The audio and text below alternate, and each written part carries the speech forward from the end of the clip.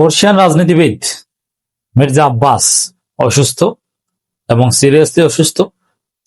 তিনি আইসিইউতে, সিঙ্গাপুরে নেয়ার পরিকল্পনা চলছে এবং সমস্ত রাজনীতিবিদরা তার বিরোধী পক্ষ, তার নিজ দলের প্রধানমন্ত্রী থেকে শুরু করে সবাই তার খোঁজ খবর নিচ্ছেন, অনেকে দেখতে যাচ্ছেন।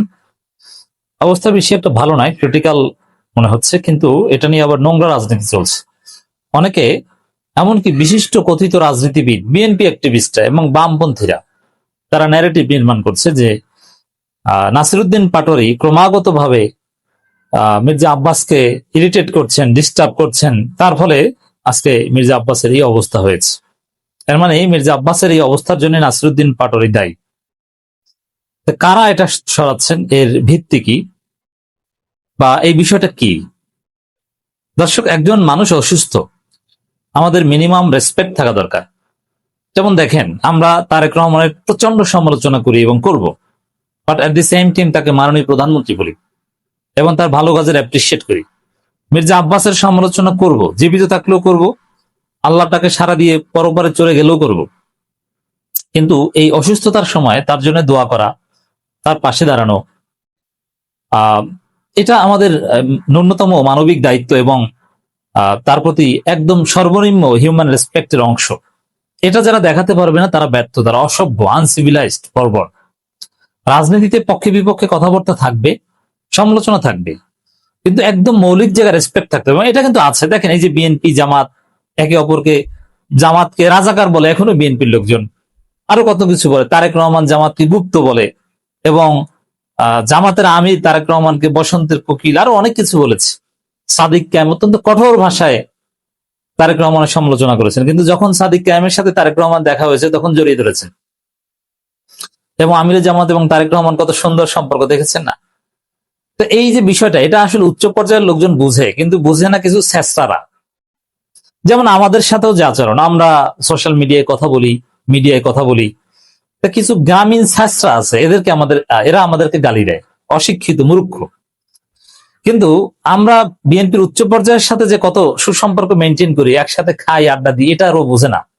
যেমন আমি ছাত্র দলের প্রচন্ড একজন সমালোচক, আর ছাত্র দলের ঢাকা বিশ্ববিদ্যালয়ের সভাপতি থেকে শুরু করে ছাত্র দলের সিনিয়র নেতৃবৃন্দ, একটা বিরাট অংশ আমার অত্যন্ত ক্লোজ ফ্রেন্ড। দেখা হলে জড়িয়ে ধরে হাসি মুখে কথা বলি, একসাথে আড্ডা দিই। কিন্তু গ্রামের ওই স্যাঁচড়া গুলো বোঝে না। এজন্য রাজনীতি অশিক্ষিতদের কাজ না। ওই স্যাঁচড়া টাইপের অশিক্ষিত লোকজনেই মির্জা আব্বাসের এই অসুস্থতার জন্য নাসিরউদ্দিন পাটোয়ারিকে দায়ী করছে। এতে মূলত মির্জা আব্বাসকে ছোট করা হচ্ছে। যেমন একজন একটা কথা বলেছে, সায়ন্ত সাখওয়াত, এ কিন্তু একজন ডাক্তার, বড় ডাক্তার এবং বিএনপির গুরুত্বপূর্ণ লোক, টকশো করেন, ফেসিবাদী আমলেও তিনি কথা বলেছেন। তবে একটা সুযোগবাদী, ঝুঁকি নেন না, বিপদে পড়তে দেখিনি আমার জানা মতে। তিনি বলছেন যে মির্জা আব্বাসের অসুস্থতায় নাসিরউদ্দিন পাটোয়ারির ভূমিকা একেবারে উড়িয়ে দেওয়ার মতো না।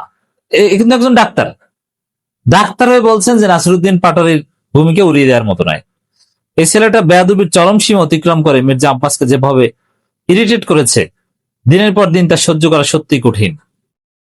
তো এই ন্যারেটিভ আরো অনেকে প্রচার করছে। তো এর জবাবে যেটা বলতে চাই, যদি নাসিরউদ্দিন পাটোয়ারির ইরিটেশনে মির্জা আব্বাস অসুস্থ হয়ে থাকেন, তাহলে মির্জা আব্বাসের রাজনীতি করার কোনো দরকার নেই। এটা রাজনীতি করার তার যোগ্যতাই নেই, টিকে থাকার যোগ্যতাই নেই। সামান্য নাসিরউদ্দিন পাটোয়ারির একটু খোঁচায় যদি মানসিকভাবে বিপর্যস্ত হয়ে অসুস্থ হয়ে যায়, রাজনীতি তার জন্য ফিট না। তাহলে এই ডাক্তার সায়ন্ত বা আরো যারা পাটোয়ারিকে দোষী সাব্যস্ত করছেন, তারা মূলত মির্জা আব্বাসকে অযোগ্য হিসাবে আখ্যায়িত করছেন, যে মির্জা আব্বাসের রাজনীতি করার যোগ্যতা নেই। তারেক রহমানের দিকে তাকান, এমন কোন কুৎসা নেই যে তাকে সহ্য করতে হয়নি। তারেক রহমান কি মানসিকভাবে ভেঙে পড়েছে? দেশে আসার পর, বিদেশে থাকা অবস্থায় রাজনীতিবিদদের এগুলো সহ্য করতে হবে। আল্লামা দেলোয়ার হোসেন সাইদির মতো বিশ্বশ্রেষ্ঠ আলেমে দিনকে ধর্ষক পর্যন্ত বানানো হয়েছে। তিনি কি অসুস্থ হয়ে মারা গেছেন, মানে মানসিকভাবে বিপর্যস্ত হয়ে? না, এগুলো রাজনীতিবিদদের কিছু না। আল্লাহ রাসূল সাল্লাল্লাহু আলাইহি সাল্লামকে এমন ভাবে মানসিকভাবে পীড়া দেওয়া হয়েছে, মন খারাপ হয়েছে, কিন্তু কখনো ভেঙে পড়েননি। সাহসী মানুষ এ ধরনের ইরিটেশনে ভেঙে পড়ে না। নাসিরউদ্দিন পাটোয়ারি তো বাচ্চা ছেলে, তিনি যে খোঁচা দিচ্ছেন এটা তার জন্য যে তেমন কিছু না, তার প্রমাণ হচ্ছে যে শেষ পর্যন্ত যেভাবেই হোক না কেন নাসিরুদ্দিন পাটোয়ারি কিন্তু জিততে পারে নাই, মির্জা আব্বাসই জিতেছেন। যদি এরকম হতো যে না মির্জা আব্বাস হেরে গেছেন, সরকারে কোনো পদ পদবি কিছু পান নাই, টেকনোক্র্যাট কোটায়ও তারেক রহমান কিছু বানান নাই, এমপি হতে পারে নাই, তাহলে মানসিক বিপর্যয়ের এই প্রশ্নটা উঠতে পারতো যে এই সুসময়েও মির্জা আব্বাস এভাবে অপ্রাসঙ্গিক হয়ে গেলেন। না, বিএনপির জন্য ভাগ্য যে বিএনপির কোন সিনিয়র নেতা, গুরুত্বপূর্ণ কোন নেতার খারাপ পরিণতি হয়নি, সবাই নির্বাচনে জিতেছে এবং ভালো কিছু পেয়েছে। হয়তোবা কাঙ্ক্ষিত মানের পদ পাননি ডক্টর মঈন খান কিংবা আলতাফ হোসেন চৌধুরী, সেলিমা রহমান, এরকম কয়েকজন আছেন কাঙ্ক্ষিত পদ পাননি, কিন্তু কিছু না কিছু পেয়েছেন এবং ওভারঅল হ্যাপি। আওয়ামী লীগের অনেক বর্ষিয়ান নেতা মাঝে মাঝে বঞ্চিত হতেন, সেই অনুযায়ী বিএনপিতে দেখেন তারেক রহমান যা করেছে, এই যে মেজর হাফিজের মতো একজন তারেক এবং জিয়া পরিবারের সমালোচক সংস্কারপন্থী একজন নেতাকে আজকে স্পিকার বানিয়ে দিয়েছে, সামনে তিনি ভারপ্রাপ্ত রাষ্ট্রপতি হবেন, এমনকি পূর্ণাঙ্গ রাষ্ট্রপতি হতে পারেন শারীরিক সক্ষমতা থাকলে, কারণ যাকে স্পিকার করা হয় তাকে পরবর্তীতে রাষ্ট্রপতি করার একটা প্ল্যান থাকে। তো এই যে উদারতা, বিরল একটা প্র্যাকটিস, সেখানে মির্জা আব্বাস তো মন্ত্রী মর্যাদা উপদেষ্টা, আবার এমপিও হয়েছেন, তার যে সাম্রাজ্য সব ঠিক আছে, তাহলে মানসিকভাবে ভেঙে পড়বেন কেন? তাহলে তিনি অযোগ্য এটা বলতে চাচ্ছেন? একটু তুলনা দিয়ে দেখেন, এনসিপি নেতৃবৃন্দ, জামাত নেতৃবৃন্দ, তাদেরকে যে পরিমাণ ইরিটেশন করা হয়, বিশেষ করে নারী নেত্রীরা।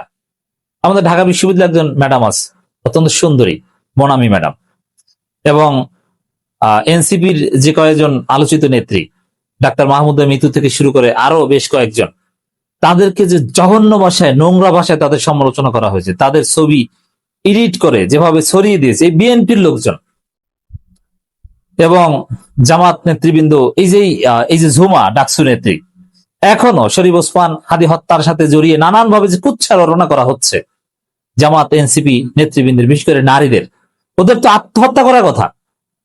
তা আমি যদি ধরে নিই যে নাসিরুদ্দিন পাটোয়ারির খোঁচায় বা ইরিটেশনে মির্জা আব্বাস অসুস্থ, আইসিইউতে, হসপিটালে মৃত্যুর সাথে পাঞ্জা লড়ছেন, কিংবা তাকে এখন সিঙ্গাপুর নেওয়ার পরিকল্পনা চলছে, তো এটা যদি নাসিরুদ্দিন পাটোয়ারিকে দায়ী করি, তাহলে বলবো যে এনসিপি নেতৃবৃন্দের তো আত্মহত্যা করার কথা ছিল। খালেদা জিয়ার মতো একজন মহান নেত্রীকে কতভাবে অপমানিত, লাঞ্ছিত করা হয়েছে আপনি দেখেছেন, কিন্তু খালেদা জিয়া কি মানসিকভাবে ভেঙে পড়েছে? না। মির্জা আব্বাসের ক্ষেত্রে এটা কেন বলা হচ্ছে?